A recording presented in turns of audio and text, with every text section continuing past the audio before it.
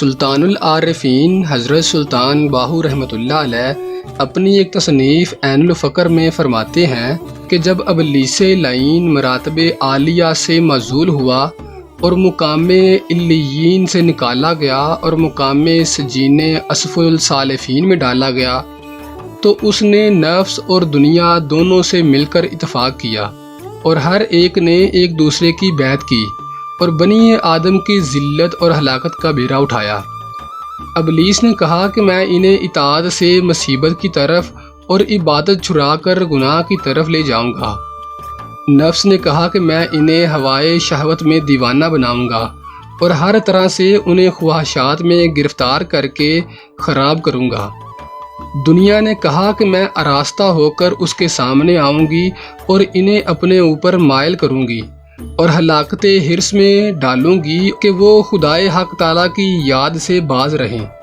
پس حق تعالیٰ کے طالب کو چاہیے کہ ان تینوں کو پہچانے اور ان کی نازیبہ حرکات اور افعال سے آگاہ رہے،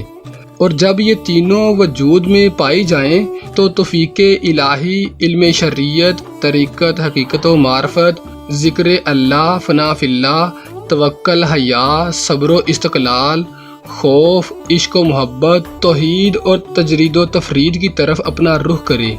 یہ تینوں دشمن دفع ہو جائیں گے اور باوجود ان کے توفیق الہی پر ہر دم نظر رکھے اور کسی حال میں اسے نہ بھولے، کیوں نہ کہ اگر کسی کو اطاعت و ریاضت کی توفیق حاصل ہو تو یہ بات سب سے زیادہ ابلیس کو حاصل ہوئی، مگر کبر و انا نے اس کی طرف رخ کیا اور اس کے سبب وہ بارگاہ خداوند سے نکالا گیا۔ اور اگر کسی کو علم و فضل کی توفیق حاصل ہو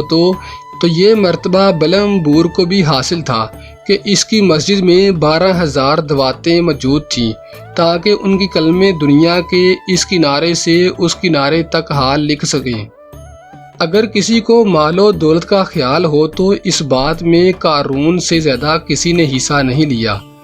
مگر وہ اپنے خزانوں کو سر پر رکھ کر تخت الشرع تک لے گیا۔ اگر دماغ میں دعویٰ خدائی سمایا ہوا ہو تو فرعون کا دعویٰ خدائی مشہور ہے،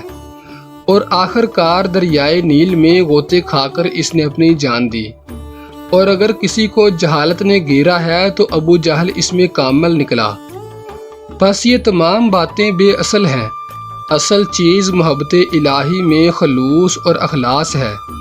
دیکھو اصحاب کہف کے کتے کو کہ اس کے اخلاص نے جانوروں کے مرتبے سے انسانوں میں داخل کیا۔ اس کا پورا قصہ سورۃ کہف میں درج ہے۔ جب کتے نے انسانیت کا مرتبہ حاصل کر لیا تو جو انسان کے انسانیت حاصل نہ کرے وہ کتے سے بھی گیا گزرا ہے۔